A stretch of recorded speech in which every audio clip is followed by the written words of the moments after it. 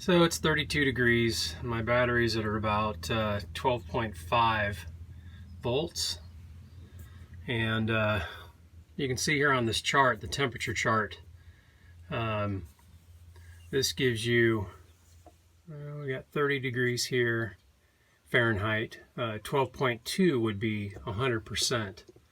So even though my batteries read 12.5 volts, they're still at 100%. And you can see over here on the meter, when I push battery, it says they're down to a third. But that's actually not a true reading. I'm 100% charged.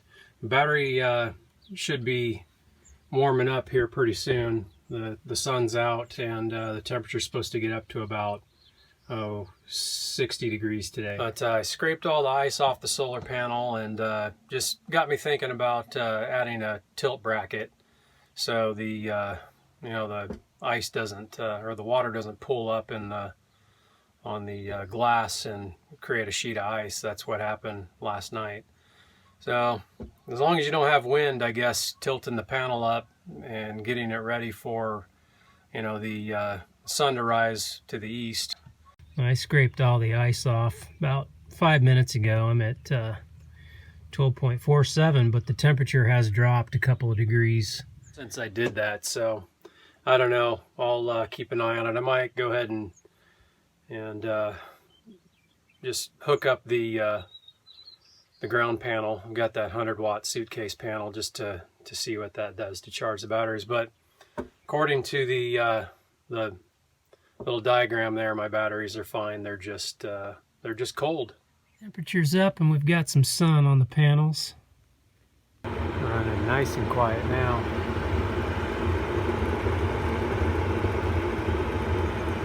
One of my subscribers just mentioned that the squirrel cage was rattling. I knew it was too loud, but he said he hits his with a blast of compressed air. So I went ahead and did that. I hit it with a couple blasts of compressed air, blew some stuff out of there. There was actually a wasp nest down in the squirrel cage. That's what was making that racket. The blades on the squirrel cage fan were hitting that thing. So got that out of there, and got everything tightened back up. There's a little wing nut that holds the exhaust extension on there that tightened up a little bit. So you can just barely hear it running now. And just one more quick cold weather freezing rain note is using that silicone spray, either the slide out lube or that WD-40 silicone spray, using it on all of your rubber seals, like on your car doors, your entry door, your compartment doors on your RV.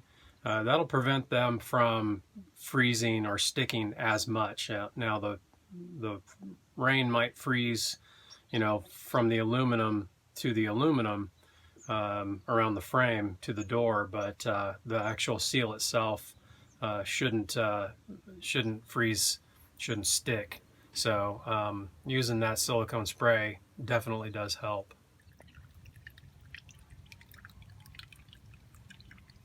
There's the side compartment door that I just did all the seals around these doors, and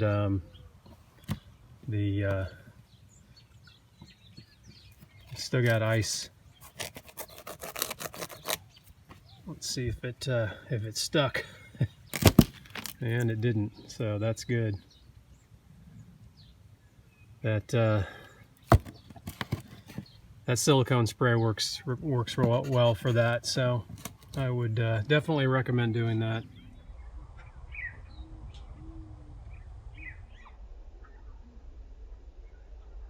So another thing to think about is your tire pressure in relationship to the outdoor temperature. So we've got 30 degrees on this tire, and I'll get the air pressure reading here. We're at about 72 psi. Let's go check the side that's sitting in the sun. All right, so this side's been sitting in the sun. Let's check the temp. 110, somewhere in there. Let's go ahead and check the temp, or the air pressure. And about 80, 81. So you can see there's a big difference between the side that's in the sun and the side that's in the shade.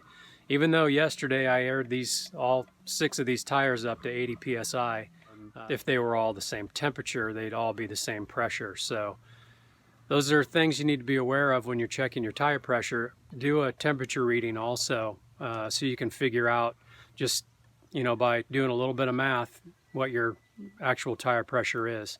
You just don't want to overinflate one side because it was sitting in the shade. That's why it's really always best to check your air pressure before the sun comes up, or if it's cloudy. That way you get a good solid reading on all the tires. The difference in air pressure inside your tire is going to change about 1 psi for every 10 degrees of temperature. So whether that's an increase in temperature or a decrease in temperature, it's going to change by 1 psi. So if the temperature's higher, if it's hotter out, then your air pressure inside your tires are going to go up. If it's colder, it's going to go down. And then talking about elevation, at 5,000 feet or so, your tire pressure is going to be different when you head down an elevation by about 1 psi per 2,000 feet. So about every 1,000 feet you lose a half a pound of pressure in your tires. So from between 5,000 feet and sea level, you're going to lose a few pounds. So just be mindful of that when you're checking your air pressure as well. 2 or 3 pounds isn't going to make a huge difference in your ride quality or safety, but you want to just make sure that you're checking your tires, especially if you've got an RV, whether it be a motorhome or a trailer or a truck camper. Just make sure that you check your your tire pressure before you head off on any longer trips. So if you're just getting everything ready, you're checking your lights and everything, just throw the tire gauge on there and make sure that all your air pressures are good. So hopefully that helps out a little bit on checking your air pressure and just being aware of your temperatures and the air pressure, the relationship between the two. And I think on the next video I'll go ahead and do a test on measuring the temperature and the PSI in the tires, and then going for a drive in the truck with the camper on it, and put maybe 15 or 20 miles down the road, stop, and do a temperature reading and another air pressure reading.